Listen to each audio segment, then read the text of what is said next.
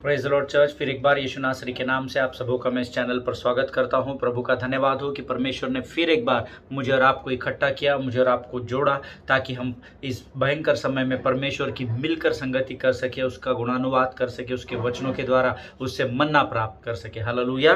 मैं परमेश्वर का धन्यवाद देता हूँ क्योंकि प्रभु लगातार मेरे और आपके जीवन में उसके वचनों के द्वारा, उसकी कृपा और उसके अनुग्रह के द्वारा कार्य करता चला जा रहा है। आज के सुंदर और पवित्र दिन में फिर एक बार हम सब मिलकर परमेश्वर के नाम को ऊंचा उठाने के लिए इकट्ठा हुए हैं। और ये परमेश्वर का अनुग्रह ही है प्रियो, कि परमेश्वर ने कल रात से आज एक फिर नए दिन में एक नए विश्वास और नई आशा के साथ मुझे और आपको जोड़ा है। हालेलुया। इस समय हम सब अपने परिवारों में, घरों में बंद है, अपने किवाड़ों को बंद करके अपनी सुरक्षा को कर रहे हैं। परंतु विश्वास करें, आप सिर्फ एक हद तक जाकर ही अपने आप को संभाल सकते हैं, लेकिन अगर आप यहोवा निस्सी के उस जय के झंडे के नीचे बने रहेंगे तो परमेश्वर आपकी सुरक्षा करेगा। हालेलुया। परमेश्वर का धन्यवाद हो। कल से हमने यहोवा सभा के विषय में सीखना शुरू किया है। द लॉर्ड आर वॉरियर, परमेश्वर हमारा योद्धा है, और जिसके लिए हमने पहले शमूएल के 17 अध्याय को हम लोग अध्ययन कर रहे हैं। आज हम फिर उसी वचन में आगे बढ़ेंगे, उसी सब्जेक्ट में अपने आगे जाएंगे। लेकिन इससे पहले मैं चाहता हूं कि हम लोग वचनों को पढ़ें और वचनों के द्वारा हम परमेश्वर से कुछ ना कुछ जरूर प्राप्त करेंगे, क्योंकि परमेश्वर हमें हमेशा देते रहता है, देने वाला परमेश्वर है। हालेलुया। और वो देता इसलिए है क्योंकि उसका स्वभाव ही देने का है प्रियो। आमीन। सो आइए आज के मनन के लिए जो वचन हमने निकाले हैं वो है भजन संहिता उसका 26 अध्याय, उसके 6 और 7 वचनों को हम पढ़ेंगे। भजन संहिता उसका 26 अध्याय, उसके 6 और 7 वचन। Psalms chapter 26 and verses 6 and 7 हम सब मिलकर एक साथ पढ़ेंगे। मेरा विश्वास है आपके पवित्र शास्त्र आपके साथ में है। कल जल्दी में 2-3 दिन पहले की जल्दी में मेरा ये चश्मे की डंडी भी टूट गई, और अभी एक ही डंडी है ये। मैं फिर भी परमेश्वर का काम रुकता नहीं है। सो प्रभु ने मुझे कहा कि मैं तेरे लिए आंखें बनकर तेरे जीवन के द्वारा कार्य करूंगा। हालेलुया। सो प्रियो, आइए इस समय हम भजन संहिता उसका 26 अध्याय उसके 6 और 7 वचन को पढ़ेंगे। वचन कहता है, मैं अपने हाथों को निर्दोषता के जल से धोऊंगा, तब हे यहोवा मैं तेरे वेदी की प्रदक्षिणा करूंगा, ताकि तेरा धन्यवाद ऊंचे शब्द से करूं और तेरे सब आश्चर्य कर्मों का वर्णन करूं। हालेलुया। प्रियो, परमेश्वर को जब हम धन्यवाद देते हैं तो जरूरी है कि पहले हम अपने हाथों को शुद्ध कर ले। हालेलुया। अपने शरीर, अपनी आत्मा को शुद्ध कर ले, क्योंकि जब हम शुद्ध होते हैं तो हम बड़ी आसानी से परमेश्वर को धन्यवाद दे सकते हैं। हालेलुया। नहीं तो अगर हम पाप करते चले जाएंगे तो क्या होता चला जाएगा, जब भी आप धन्यवाद, स्तुति और आराधना के लिए अपने हाथों को ऊंचा करेंगे तो Satan will remind you of your sins. आमीन। तो शैतान आपको आपके पापों के विषय में स्मरण दिलाएगा। आमीन। लेकिन हमको शैतान की बातों को सुनना नहीं है, हमको परमेश्वर के वचन को, उसकी वाणी को सुनना है। हालेलुया। आज हम इस समय में क्यों ना सब मिलकर अपने हाथों को प्रार्थना के द्वारा शुद्ध करें, अपने शरीर को शुद्ध करें। अगर आप समझते हैं कि आप पहले से ही पवित्र है, आपके जीवन में कोई बुराई नहीं है, तो प्रेज द लॉर्ड। लेकिन उसके बावजूद भी आप मध्यस्थ बनकर लोगों के लिए प्रार्थना करें। हालेलुया। आइए इस समय हम दुआ करेंगे। खुदावंद प्रभु यीशु नासरी के नाम से सुंदर और पवित्र दिन के लिए धन्यवाद देते हैं राजा। रात भर तूने संभाल कर रखा, आज का यह नया दिन, नया विश्वास, नई उमंगों के साथ हमारे जीवन में लेकर आए। हम तेरे नाम की स्तुति और प्रशंसा करते हैं। आज के इस सुंदर और पवित्र दिन में हम अपने शरीर, प्राण, आत्मा और बुद्धि को तुझे समर्पित करते हैं। पवित्र आत्मा, हम इस समय यीशु नासरी के लहू से जो कलवरी पर हमारे लिए बहाया गया था, हम अपने आप को शुद्ध करते हैं। प्रभु तू हमारी सहायता कर, हमारी मदद कर राजा, ताकि हम तेरे वचनों को समझ सके। हम प्रार्थना में स्मरण करते हैं उन तमाम लोगों को जिनकी प्रार्थना की विनतियां हमारे पास है। तूने आशीष दे राजा, जो आज हमारे लिए प्रार्थनाओं को कर रहे हैं, उन सबों के भंडारों को भर दे प्रभु जी। परमेश्वर पिता, किसी की भी इस पृथ्वी पर हानि न होने पाए, ऐसी प्रार्थना हम यीशु के नाम से करते हैं। और शैतान की हर एक युक्ति योजनाओं को हमारे जीवन से खदेड़ते हुए इस प्रार्थना को धन्यवाद के साथ यीशु नासरी के नाम से मांगते हैं। सुन और बड़ी दया से ग्रहण कर। आमीन। हालेलुया। परमेश्वर आप सबों को आशीष दे। और परमेश्वर का वचन कहता है कि हे मेरे मन यहोवा को धन्य कहे, और जो कुछ मुझ में है उसके नाम को धन्य कहे। हे मेरे मन यहोवा को धन्य कहे, और उसके किसी भी उपकार को तू ना भूलना। हालेलुया। हमको लगातार, और ये इन दिनों में हमारे पास इतना समय है क्योंकि दूसरे काम ही नहीं है। सो जितना प्रभु को धन्यवाद दे सकते हैं, जितना आप उसकी संगति में बैठ सकते हैं, आप आनंद को मनाइए। परमेश्वर आपको इस भयंकर विपदा में भी, इस भयंकर परिस्थिति में भी जब आप परमेश्वर के साथ समय बिताएंगे तो परमेश्वर आपको आनंद से भरेगा। ये मैं आपको विश्वास दिलाता हूँ प्रिय। हालेलुया।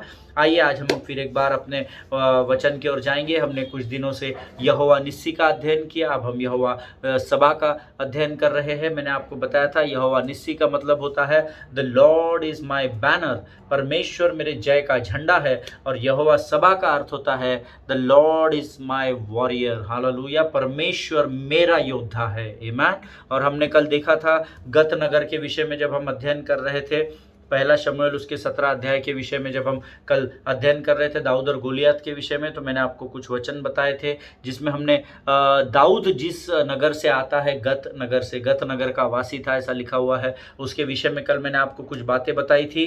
और परमेश्वर का धन्यवाद हो, हमने दो विशेषताएं गत नगर के विषय में सीखी थी। एक तो गत इस शब्द का अर्थ होता है Gath, the meaning of Gath is to get afraid, डर जाना या एक्साइटमेंट, जो मैंने आपको कल बताया था। गत का अर्थ होता है डर या उत्साहित हो जाना, अति उत्साहित हो जाना या पैनिक हो जाना। कई बार हम एक्साइटमेंट में पैनिक हो जाते हैं, हमको समझता नहीं है हम क्या करते हैं ये। और पहली बात, उस शहर से गोलियत आता है, ये खासियत गत नगर की है। दूसरा, मैंने आपको कल बताया था उत्पत्ति की किताब उसका 4 अध्याय उसका 21 वचन, उसके भाई का नाम युबाल था, वह वीणा और बांसुरी आदि बाजों को बजाने की सारी रीति का प्रवर्तक हुआ। अर्थात वीणा, बांसुरी, ये जो इंस्ट्रूमेंट बनाए गए ये गत नगर में बनाए जाते थे। हालेलुया। और फिर हमने आगे देखा कि कैसे शाऊल के ऊपर भी जब दुष्ट आत्मा शाऊल को पकड़ लेता था या जकड़ लेता था, तो जब दाऊद वीणा बजाता था तो उस वीणा से उस दुष्ट आत्मा शाऊल से उड़ जाता था। तो वो जो वीणा थी वो गत नगर में बनाई जाती थी। हालेलुया। ये दो खासियत थी गत नगर की। और आज हम एक वचन पढ़ेंगे, पहला शमूएल इसका 17 अध्याय, इसके 5 से 7 वचनों को हम पढ़ेंगे। फर्स्ट सैमुएल चैप्टर 17 और 17 अध्याय उसके 5, 6 और 7 वचनों को हम सब मिलकर पढ़ेंगे। पहला शमूएल उसका 17 अध्याय उसके 5, 6 और 7 वचन। और वचन यहाँ कहते हैं, उसके सिर पर पीतल का टोप था और वह पत्थर का झिलम पहने हुए था, जिसका तौल 5000 शेकेल पीतल का था। उसके टांगों पर पीतल के कवच थे और उसके कांधों के बीच बरछी बंधी थी। उसके भाले की 6 जुलाई के डोंगी के समान थी। उस भाले का फल 600 शकेल लोहे का था और बड़ी ढाल लिए हुए एक जन उसके आगे आगे चलता था। आमीन। ये गोलियत के विषय में ये एक्सप्लेनेशन दिया है कि गोलियत के शरीर पर, वो खुद तो 9 फीट 6 इंच का था ही था, पर उसके शरीर पर इतना सारा लोहा, पीतल और तांबा जड़ा हुआ था, कॉपर था, मेटल था, आयरन था, है ना। इतना सारा उसका विशेषण दिया हुआ है जिसके लिए 3 वचन लिखने पड़े परमेश्वर की आत्मा को। तो विश्वास करें कि गोलियत कितना शक्तिशाली होगा। एक तो हट्टा कट्टा रहा होगा 9 फीट 6 इंच का, उसके ऊपर इतना सारा वजन। जब मैं इसको अध्ययन करने लगा, 5000 शेकेल, इतना तौल उतना तौल, तो ये जब मैंने पूरा कैलकुलेट किया तो गोलियत के शरीर पर जो सब साजो सामान था उसकी ढाल को छोड़कर, है ना। ढाल के विषय में 7वां वचन क्या कहता है कि उसकी ढाल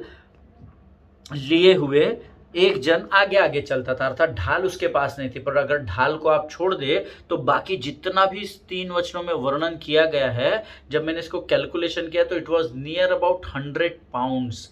मैन 100 पाउंड्स यानी मैंने जब उसको कैलकुलेट किया 45 kgs 359, है ना, 45.359 इतना वेट था उसका। 45 किलो, मोटा 45 किलो प्लस इतना वजन उसके ऊपर लादा गया था उसकी सुरक्षा के लिए और उसके लड़ने के लिए। हालेलुया। यानी ये कितना हट्टा कट्टा होगा। कल जब मैं इसको पूरा कैलकुलेशन कर रहा था तब पहली बार 16 साल में मैंने ये अंदाज़ा लगाया कि ये कितना शक्तिशाली होगा। हालेलुया। अब तक तो मैं हर बार बोलता था अरे कितना भी बड़ा क्यों ना हो, पर दाऊद ने एक ही पत्थर में उसे गिरा दिया, ये वो बहुत सारे माइंड में विचार चलते थे गोलियत के बारे में। लेकिन जब मैं इसकी अध्ययन करने बैठा गोलियत का, तो कल मैं पहली बार मैं आश्चर्यचकित हो गया प्रियो कि इतना मजबूत होगा ये। 45 किलो का वज़न लेकर खड़ा होता था, उसको पहनने के लिए कितना समय लगता होगा, उसको उतारने के लिए। तो it was not an easy task. ये कोई साधारण बात नहीं थी। रोज़ सुबह उठो, अपना सब साजो सामान पहनो, फिर निकलो, दिन भर पहने रहो,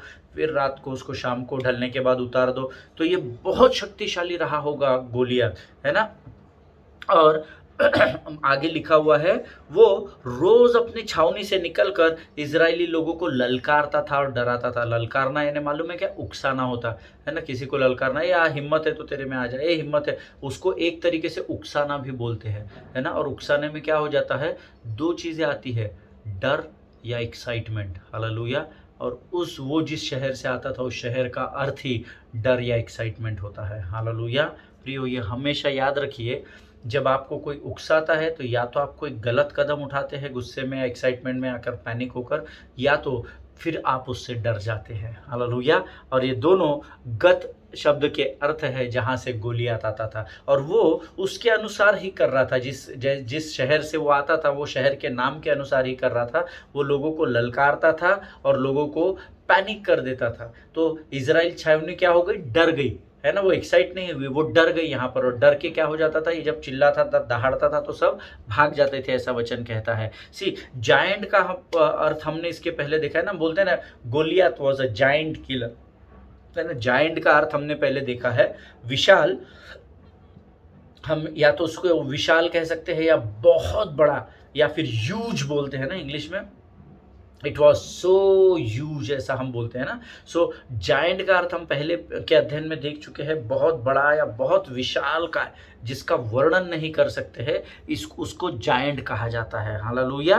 and a giant is see, यहाँ पर तो हम गोलियत को शरीर के रूप में देख रहे हैं कि he was a giant killer, है ना, कि वो एक बहुत ही विशाल दानव रूपी एक योद्धा था जो इजराइल की सेना को ललकार रहा था। But it is not only about the personality और द ह्यूमन बींग, है ना। ये सिर्फ जायंट आपके जीवन में सिर्फ मनुष्य ही होगा, ये ज़रूरी नहीं है प्रियो, है ना। See a giant is anything in your life that looms so large that it controls your emotions. Amen.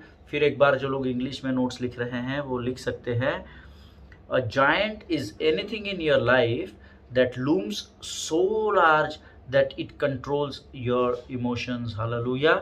Giant अर्थात बड़ा, विशाल या ह्यूज, ये कोई भी ऐसी बात आपके जीवन में हो सकती है जो आपको बहुत बड़ी दिखाई देती है, जिसको देखने के द्वारा आपके इमोशंस पर वो कंट्रोल करने लगती है। हालेलुया। जायंट का अर्थ होता है आपके जीवन की कोई ऐसी बहुत बड़ी बात जिसको देखकर आपकी भावनाओं पर वो बात हावी हो जाती है। हालेलुया। क्योंकि पहला शमूएल उसका 17 अध्याय उसका 11 वचन हम सब पढ़ेंगे। पहला शमूएल उसका 17 अध्याय और उसका 11 वचन कहता है, उस पलिश्ती की बातों को सुनकर शाऊल और समस्त इजरायलियों का मन कच्चा हो गया और वे अत्यंत डर गए। हालेलुया। मैंने आपको अभी बताया कि जायंट अर्थात विशाल का जो भी परिस्थिति या बात आपके जीवन में होती है, जायंट का अर्थ ही होता है आपके जीवन में कोई ऐसी बहुत बड़ी बात जो आपके ऊपर इतनी हावी हो गई है कि वो आपके भावनाओं को कंट्रोल कर लेती है। हालेलुया। और यहाँ पर गोलायत सच अ जायंट किलर, इतना अगड़ बम, है ना, एकदम दानव के माफी की जो पर्सनालिटी थी गोलियत नामक शख्स की, ये क्या कर रही थी। 11वां वचन बताता है, उस पलिश्ती की बातों को सुनकर शाऊल और समस्त इजरायलियों का मन कच्चा हो गया और वे अत्यंत डर गए। ऐसा लिखा है, डर नहीं गए। दैट मीन्स डर कहाँ से आता है, इमोशन से डर आता है ना, आपकी भावनाओं में डर होता है। आमीन।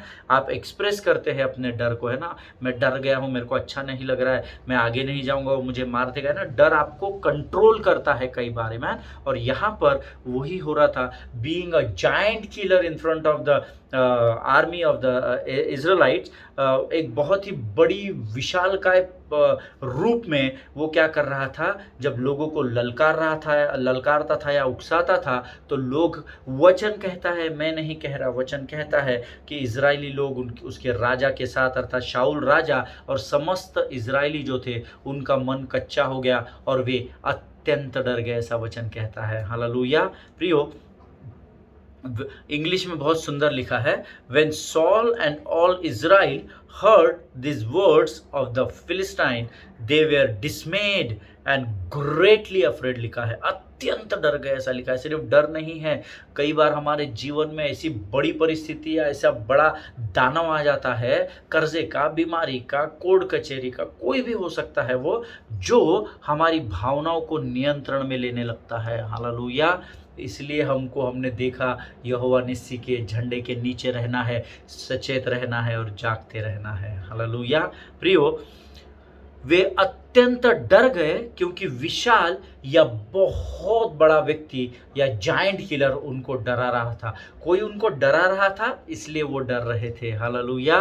वो डर नहीं था, जो उनके आगे खड़ा था वो कोई डर नहीं था, लेकिन उस समय उनका ध्यान अपने परमेश्वर की उपस्थिति से हटकर उस परिस्थिति पर लग गया और वो परिस्थिति या वो दानव उनको डराने लगा, ऐसा वचन बताता है। हालेलुया। See, today we are living in the threatening world, है ना। आज हम सब एक ऐसे संसार में रहते हैं, यहाँ डराया जाता है, लगातार उकसाया जाता है। हर मनुष्य दूसरे मनुष्य के ऊपर भारी होने को, अधिकारी होने को देख रहा है ना। These days most of us are living in insecurity. इन दिनों में बहुत सारे हम में से लोग हैं जो अपने आप को इनसिक्योर महसूस करते हैं, है ना। जैसे ही आप 4-5 लोग घर में भी बैठे हैं, अगर किसी ने 2 बार खांस दिया तो बचे हुए 3 लोग उसको देखते, गर्म पानी पिया क्या तूने, ये किया क्या तूने, काढ़ा लिया क्या, है ना। अभी क्या है ना, हम लोग एकदम इनसिक्योर लाइफ को जी रहे हैं इन अंतिम दिनों में।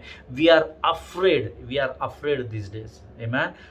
परमेश्वर का धन्यवाद हो कि प्रभु का वचन हमारे साथ है प्रियो, जो कहता है कि मैंने तुम्हें भय की आत्मा से नहीं परंतु शक्ति, संयम और सामर्थ्य की आत्मा से भरा है। Hallelujah. But this is the fact, ये एक वास्तविकता है कि इन अंतिम दिनों में हम लोग डर का सामना कर रहे हैं, हम अपने आप को बहुत ही असुरक्षित महसूस कर रहे हैं और हम लोग एक ऐसे भयानक संसार में रह रहे हैं जहाँ हमेशा हमारे ऊपर थ्रेटनिंग होता है या डर बना हुआ होता है। आमीन। इन शॉर्ट, अगर हम इन सारी बातों को सम अप कर ले या एक साथ जोड़ ले तो in short we are living in the world of Goliath. आमीन। हम अभी गोलायत के राज्य में रह रहे हैं, या गोलायत जैसी परिस्थिति में, बड़ी विशाल भयानक डराने वाली परिस्थिति में, जो मन को कच्चा कर रही है। ये कोविड इतना अधिक हो रहा है, इतना अधिक हो रहा है, जो लोगों की डेथ्स हो रही है। तो मुझे कई मैसेजेस आते हैं, कई फ़ोन कॉल्स आते हैं, ब्रदर वो पास्टर के साथ ऐसा हो गया, देखो ये पासवान भी चले गए, वो बिशप चले गए, ये व्यक्ति गया, वो व्यक्ति गया, और लोगों का मन धीरे धीरे कच्चा हो रहा है और लोग अत्यंत डरते चले जा रहे हैं। हालेलुया। Am I making any sense to you? क्या मैं आपको सत्य बात बता रहा हूँ? मैं आपके विषय में नहीं जानता, पर जो लोग इन दिनों मुझसे बातें कर रहे हैं, मैं उनके विषय में आपको बताना चाहता हूँ प्रियो। ऐसे बहुत सारे लोग हैं जो इन दिनों में डरे हुए हैं। हालेलुया। और इसीलिए हमको उनके लिए प्रार्थना करना बहुत ज़रूरी है प्रियो। आमीन। प्रियो, यहाँ पर वचन कहता है, जब भी आपके सामने गोलियत नामक परिस्थिति आती है, then you have to do one thing for sure. आमीन। ऐसी कोई भी गोलियत जैसी परिस्थिति आएगी ना, इनसिक्योरिटी आएगी, असुरक्षा महसूस होगी, आपके ऊपर डर हावी होने लगेगा, या आपको लगेगा मैं इनसिक्योर हूँ, या आप डरे हुए रहेंगे, तो don't run away from the situation. आमीन। जितना आप भागते चले जाएंगे उतनी वो परिस्थिति आपके भावनाओं को जकड़ती चली जाएगी और आपका मन कच्चा होता चला जाएगा और आप अत्यंत डर की ओर बढ़ते चले जाएंगे। हालेलुया। इसलिए याद रखें, जब गोलियत नामक कोई भी परिस्थिति आपके जीवन में आती है तो आपको डरने की बिल्कुल भी ज़रूरत नहीं है। हालेलुया।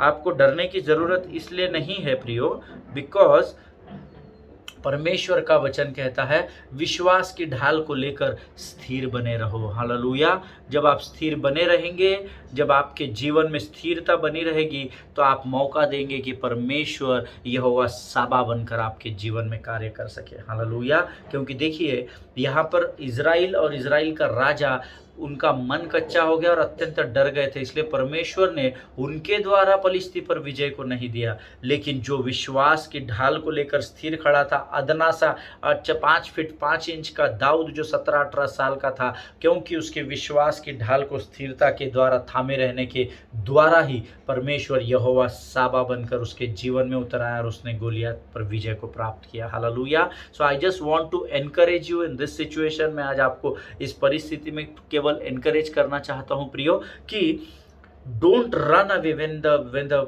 कंडीशंस, और कोई भी परिस्थिति आपके जीवन में गोलियात नामक रूप में अगर आती है, don't run away but stand boldly with the shield of faith. Hallelujah. Don't run away, कभी भी भागना मत, उसका सामना करो, परमेश्वर के अधीन हो जाओ और शैतान का सामना करो। परमेश्वर के अधीन हो जाओ और विश्राम करो नहीं लिखा है। परमेश्वर के अधीन हो जाओ और बस बिंदास्त हो जाओ, अब टेंशन नहीं लेना, ऐसा नहीं लिखा है। परमेश्वर के अधीन होकर भी हमको सामना करना है। यहोवा निस्सी के जय के झंडे को हाथ में लेकर हमको सामना करना है, युद्ध लड़ना है। Hallelujah. As I told you yesterday, we are not battling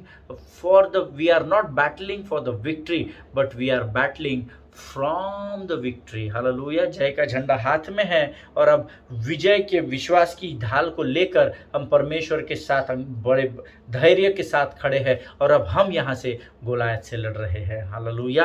प्रियो, इस बात को हमेशा ध्यान में रखना, परमेश्वर का नाम विजय देने वाला परमेश्वर है। हालेलुया। वो कोई साधारण परमेश्वर नहीं है, वो कोई आपको डराने धमकाने वाला नहीं है, पर जो आपको डराता धमकाता है वो उस व्यक्ति को, उस परिस्थिति पर आपको विजय दिलाने वाला मेरा यहोवा परमेश्वर है। हालेलुया। कभी भी आपके जीवन में, आज भी मेरा विश्वास है आप में से बहुत सारे लोग हैं जो ऐसी परिस्थिति में फंसे हुए हैं, लेकिन मैं आपको एनकरेज करना चाहता हूं प्रियो, बिल्कुल मत डरिए। Stand firm in your faith. आमेन। अपने विश्वास में स्थिर खड़े रहो, अपने विश्वास की ढाल को लेकर स्थिर खड़े रहो प्रियो, क्योंकि जब आप आपके विश्वास की ढाल को लेकर स्थिर खड़े रहेंगे तो आपके युद्ध को लड़ने वाला परमेश्वर आपको विजय को दिलाएगा। हालेलुया। प्रियो, हम यहाँ वचन में देख रहे हैं, निर्गमन की पुस्तक निकालेंगे हम, उसका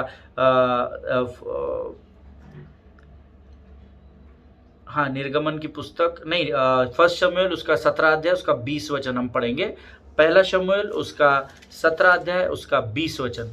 फर्स्ट शमूएल चैप्टर 17 एंड वर्स 20 सेज, अतः दाऊद सवेरे उठ भेड़ बकरियों को किसी रखवाले के हाथ में छोड़कर यिशै की आज्ञा के अनुसार उन वस्तुओं को लेकर चला, और जब सेना रणभूमि को जा रही थी और संग्राम के लिए ललकार रही थी, उसी समय वह गाड़ियों के पड़ाव पर पहुंचा। हालेलुया। हम यहाँ देखते हैं कि उसके पिता यिशै ने उसे आज्ञा दी और वो अपने भाइयों के लिए साजो सामान लेकर, खाना पीना जो भी होगा, जो भी इंस्ट्रक्शंस उसके पिता ने उसे दिए होंगे, वो सब लेकर बेचारा 18 साल का दाऊद, वचन कहता है कि वो उस छावनी की ओर चल पड़ा। हालेलुया। और आगे उसी अध्ययन में आप पढ़ेंगे, पहला शमूएल उसका 17 अध्याय उसका 26 वचन अगर आप पढ़ेंगे तो उसमें लिखा है, सब लोग निकाल लेंगे, पहला शमूएल उसका 17 अध्याय उसका 26 वचन कहता है, ये खतना रहित पलिश्ती क्या है कि जीवित परमेश्वर की सेना को ललकारे। हालेलुया। हम इतने गहराई में अध्ययन में नहीं जा रहे, हम लोग यहोवा सभा को ऊपर ऊपर अध्ययन कर रहे हैं, क्योंकि हमने इसका अध्ययन पहले भी कर चुके हैं। उसका जो बेसिक था वो हम ऑलरेडी पहले के सरमन में सुन चुके हैं। मैं आपको इसलिए बता रहा हूँ क्योंकि ये छावनी में बच्चा आता है, ये अपने भाइयों को सामान देता है, फिर ये वहाँ पर सुनता है कि अरे कौन है रे बाबा, ये क्या है, बोलवचन मार रहा है इधर से सामने से, कौन है ये, कौन है ये, वो खतना रहित पलिश्ती। फर्स्ट शमूएल 17:26 यहाँ पर वो कहता है, ये खतना रहित पलिश्ती कौन है जो जीवित सेना की परमेश्वर को ललकारे। हालेलुया। यहाँ दाऊद ने पहली बार गोलियत को खतना रहित कहा। आप खतना रहित वो शब्द अंडरलाइन कर सकते हैं और फिर से एक बार उसके बाद आप अध्ययन करेंगे, फर्स्ट शमूएल चैप्टर 17 एंड वर्स 36 अंडरलाइन करेंगे हम। पहला शमूएल उसका 17 अध्याय उसका 36 वचन, पहले अभी हमने पढ़ा 26 वचन, अभी हम पढ़ेंगे 36 वचन। यहाँ पर वो कहता है, तेरे दास ने सिंह और भालू दोनों को मारा है, और वह खतना रहित पलिश्ती उनके समान हो जाएगा, क्योंकि उसने जीवित परमेश्वर की सेना को ललकारा है। हालेलुया।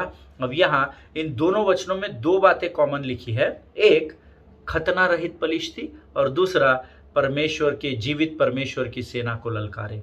हालेलुया। अर्थात कई बार यहाँ उसने गोलियत को खतना रहित कहा, 26वें वचन में भी खतना रहित कहा, 36वें वचन में भी खतना रहित का। अब दाऊद ने जाकर फिजिकली तो चेक नहीं किया, क्योंकि हम जानते हैं एक पड़ाव यहाँ पर था, पलिश्ती लोग यहाँ पर पहाड़ी पर थे, इजरायली यहाँ पर थे, और वचन बताता है बीच में खाई थी उनके, है ना, बीच में खाई थी, तराई थी। तो इतने दूर से तो दाऊद ने उसको देखा नहीं होगा, और दाऊद कुछ पहाड़ी के एकदम कोने पर तो खड़ा नहीं होगा कि एकदम नेक टू नेक आकर खड़े हैं, दोनों भी दूर थे। इसलिए हमने, आप आगे इन वचनों का अध्ययन करेंगे तो आपको पता चलेगा, पहले दाऊद दौड़ा और फिर एक स्थान पर आकर रुका, फिर पलिश्ती दौड़ा, है ना।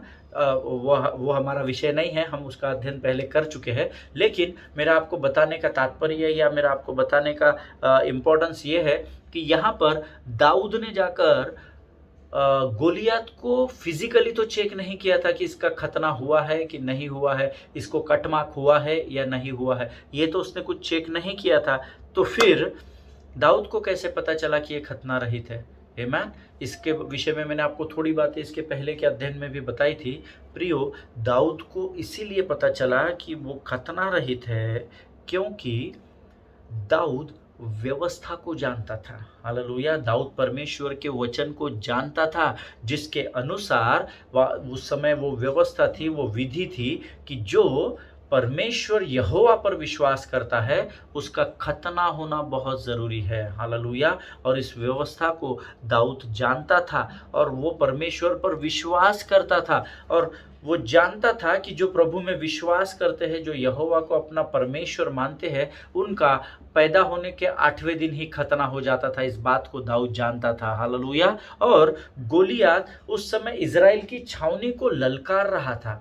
आप ध्यान में रखिए, जो परमेश्वर के साथ होता है वो परमेश्वर के विरोध में नहीं हो सकता है। हालेलुया। जो प्रभु के संग होता है वो प्रभु का संगी कहलाता है। हालेलुया। और क्योंकि वो परमेश्वर के जीवित परमेश्वर की सेना को ललकार रहा था, इसीलिए दाऊद जानता था कि ये खतना रहित पलिश्ती है। हालेलुया। उसने कोई जाकर फिजिकली या कोई डॉक्टर को जाकर देखो उसका खतना हुआ है कि नहीं, वैसा नहीं कहा था। हालेलुया। लेकिन वो जानता था कि जो परमेश्वर के संग होता है वो परमेश्वर के विरोध में नहीं होता। अगर आज आप उद्धार पाए हुए हैं, अगर आज आप धर्मी कहलाते हैं, तो आप परमेश्वर के विरोध में नहीं जा सकते हैं। हालेलुया। और अगर आप परमेश्वर के विरोध में हैं तो आप परमेश्वर के साथ नहीं है, ये हमेशा याद रखिए। हालेलुया।